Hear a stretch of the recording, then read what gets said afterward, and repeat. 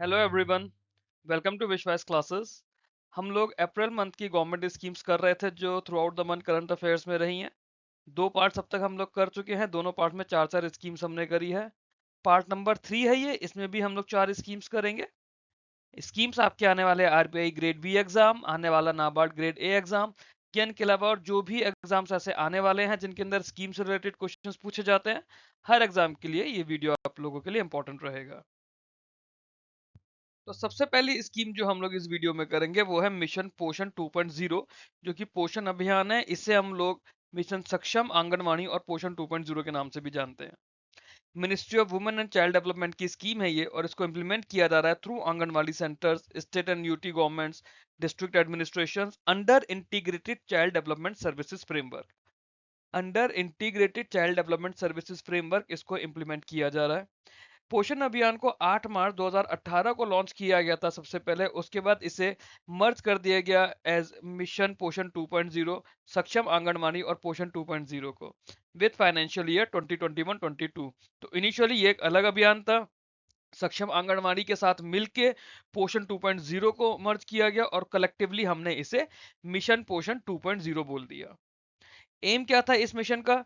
To create a malnutrition free India by addressing nutritional challenges holistically through a life cycle approach. है ना? तो इसके अंदर क्या था? स्पेशल एम्फेसिस दिया हमने लाइफ के शुरू के 1000 दिनों पे और early childhood care on education पर। जो हमारे पास कुपोषणता हो रहा है, पोषण नहीं बच पा रहा छोटे बच्चों के लिए, छोटे बच्चों को न्यूट्रिशन नहीं मिल पा रहा, उस चैलेंज को एड्रेस करने के लिए हम लोग ये स्कीम लेकर आए थे। लाइफ साइकिल अप्रोच हम लोग इसके अंदर यूज कर रहे हैं।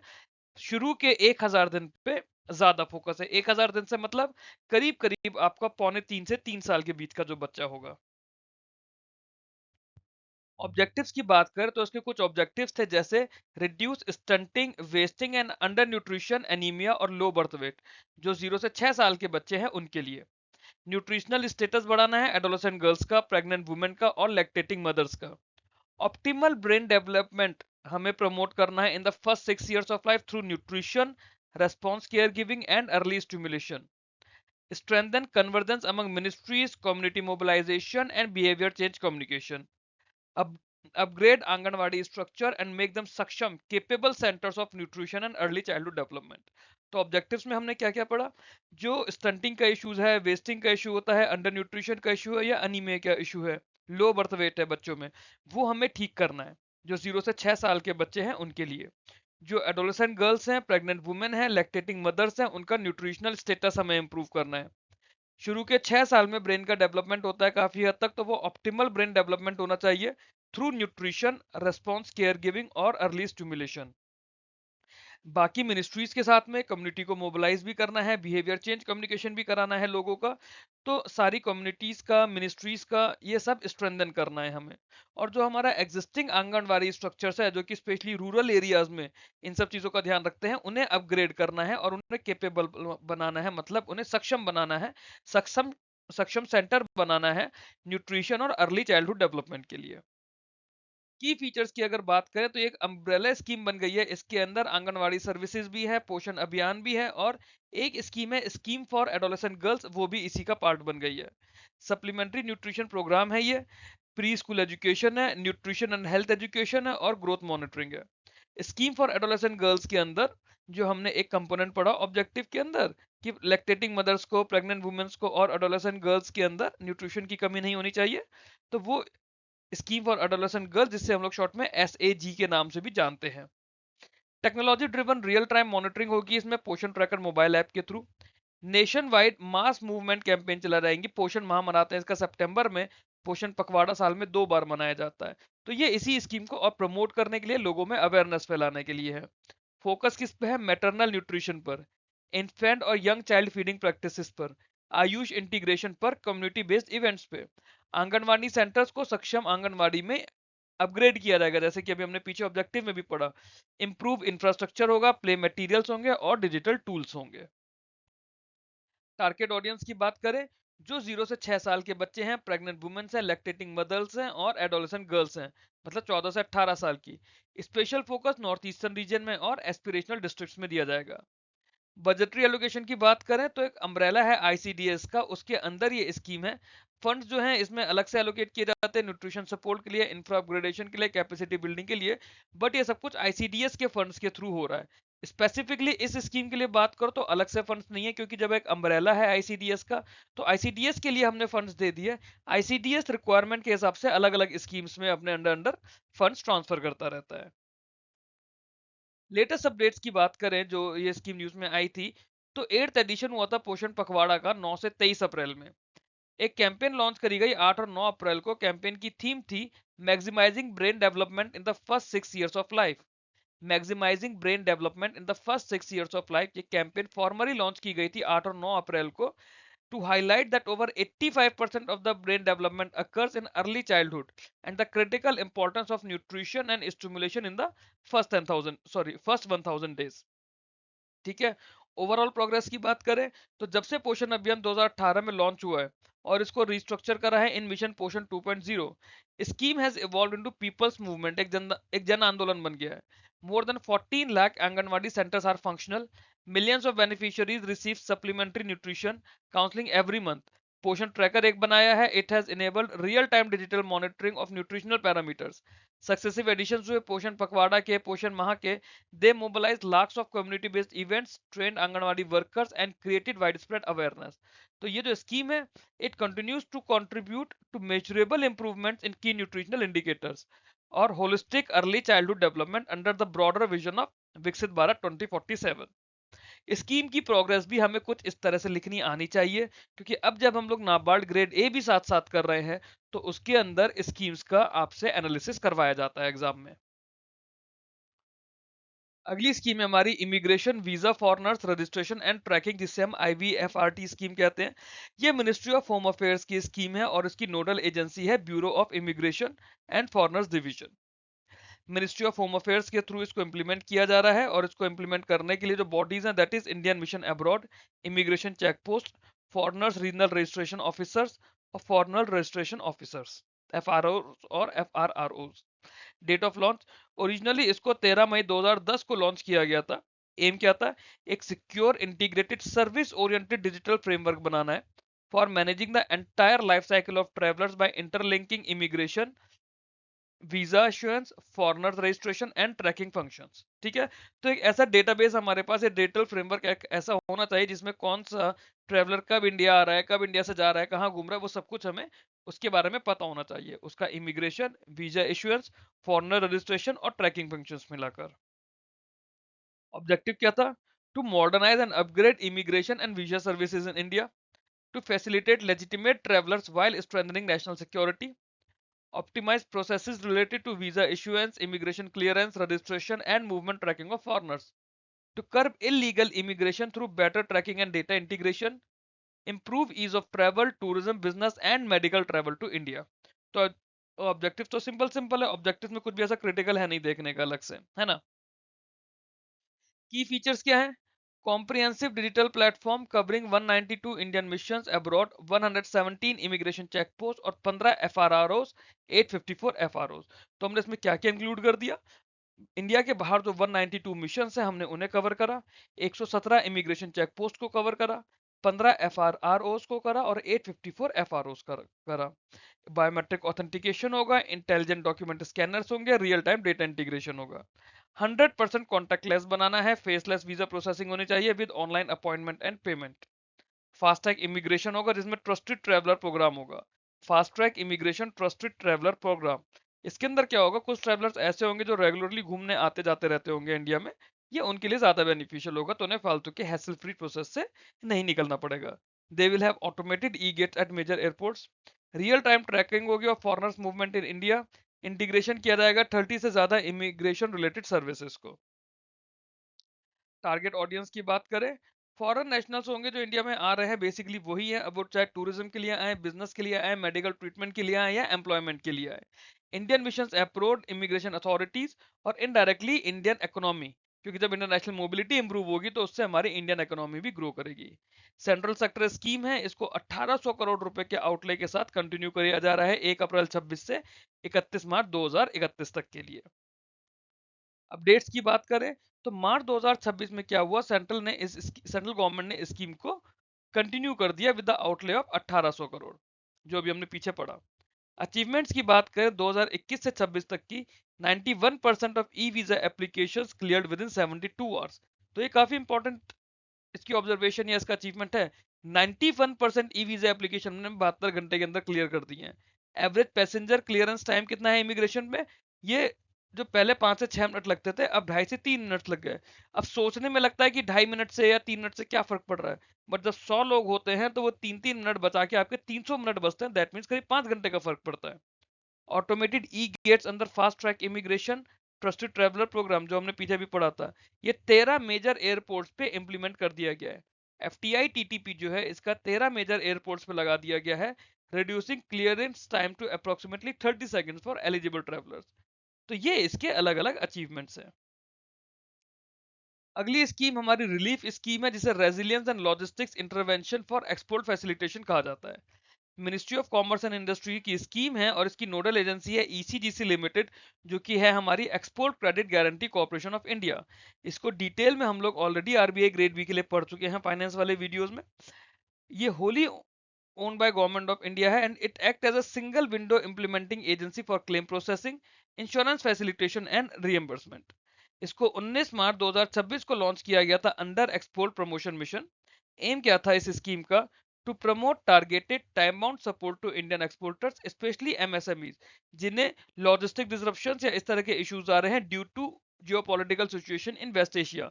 तो जिस समय यूएस इसराइल ईरान वॉर चल रहा था उस समय काफी ज्यादा दिक्कतें आ रही थी एक्सपोर्ट्स में, तो वहां पे एक्सपोर्ट को प्रमोट करने के लिए एक मिशन लॉन्च किया गया था रिलीफ स्कीम का। ऑब्जेक्टिव क्या था, to mitigate the impact of rising freight cost या freight cost and insurance risk on exporters, protect exporter confidence and prevent order cancellations, safeguard employment in export oriented sectors, ensure continuity of India's export trade flows during periods of global uncertainty। अब आप ये सोचिए, आपसे जब RBI grade B में descriptive question मान लीजिए अगर एक आता है इकोनॉमिक सोशल इश्यूज का, या मे बी जियोपॉलिटिकल्स की वजह से फाइनेंस में भी ये क्वेश्चन बन सकता है कि वेस्ट एशिया कॉन्फ्लिक्ट पे इंडिया का क्या रेस्पॉन्स था, वेस्ट एशिया इशू हुआ उसमें इंडिया का या इंडियन गवर्नमेंट का क्या रेस्पॉन्स हुआ, तो हम लोगों ने क्या क्या एक्शन लिए। हम लोगों ने पीछे पढ़ा कि जो करंट अफेयर्स में हम लोगों ने पढ़ा था ना कि सेबी ने कुछ चीजों के अंदर 6 महीने की डेडलाइन दे दिया। आप करंट अफेयर्स अपने देखेंगे तो आपको मिलेगा, हम लोगों ने अप्रैल के स्टार्टिंग में ही पढ़ा है, मार्च और अप्रैल में। फिर हम लोगों ने पिछले वीडियो में स्कीम्स पढ़ी थी टेक्सटाइल वाली, और एक आरओएससीटीएल वाली स्कीम, फिर एक ये वाली स्कीम आ गई। तो ये हमने 2-3 स्कीम्स ली। हम क्या करेंगे अगर इस तरह का क्वेश्चन आता है, तो सॉरी टॉपिक्स हम थोड़ा थोड़ा अलग डिस्कस कर रहे हैं, बट ये क्वेश्चन एक इंपॉर्टेंट है नाबार्ड के लिए भी और आरबीआई ग्रेड बी के लिए भी। इंडिया का रेस्पॉन्स आपको वेस्ट एशिया कॉन्फ्लिक्ट के बारे में बताना है। तो सबसे पहले आप क्या करोगे, आप थोड़ा सा वेस्ट एशिया कॉन्फ्लिक्ट के बारे में बताओगे। वेस्ट एशिया कॉन्फ्लिक्ट हुआ, कौन कौन सी कंट्रीज उसमें वॉर के अंदर इन्वॉल्व थी, और वॉर का बेसिक रीजन क्या चल रहा था, है ना। फिर उसके आप बताओगे कि उससे इंडिया क्यों इम्पैक्ट हो रहा था। आप बताओगे कि स्ट्रेट ऑफ हॉर्मुज एक बॉडी है ना, जो कि एक इंपॉर्टेंट सी रूट है या फिर ट्रेड रूट है, जिसको ईरान ने due to the ongoing conflict block कर दिया था, जिसकी वजह से शिप्स बहुत सारे फंसे रह गए थे, एंड ग्लोबली उसका इम्पैक्ट पड़ रहा था। आपके पास पेट्रोकेमिकल्स की कॉस्ट बढ़ रही थी, फिर एक्सपोर्टर्स को ये भी डर था कि शिप के ऊपर अटैक ना हो जाए। फिर उसके बाद आप बताओगे कि एक्सपोर्ट प्रमोशन के लिए हम लोगों ने क्या करा, तो हमारी जो पिछले वीडियो वाली स्कीम्स थी हम उसके बारे में बताएंगे। फिर जब एक्सपोर्ट आप भेज रहे हो तो उस एक्सपोर्ट को इंश्योर करने के लिए हमने क्या करा, फिर हम ये वाली स्कीम बताएंगे। अब क्योंकि अभी तक इसका आउटकम तो आया नहीं है, तो हम लोग इसका आउटकम तो आपको बता नहीं पाएंगे क्या आउटकम आया है, बट हम ये जरूर बता पाएंगे कि इसके अलावा भी और भी अलग अलग इनिशिएटिव्स लिए हैं, वो अभी हमें स्कीम्स के थ्रू थ्रू पता चलता रहेगा। की फीचर्स की बात करते हैं, टोटल फाइनेंशियल आउटले इसका 497 करोड़ रुपीस का है। One time time bound intervention किया गया है। 3 मेजर कंपोनेंट्स है इसमें, पहला है एनहेंस रिस्क कवरेज, दूसरा है सपोर्ट फॉर अपकमिंग शिपमेंट, तीसरा है पार्शियल रियम्बर्समेंट।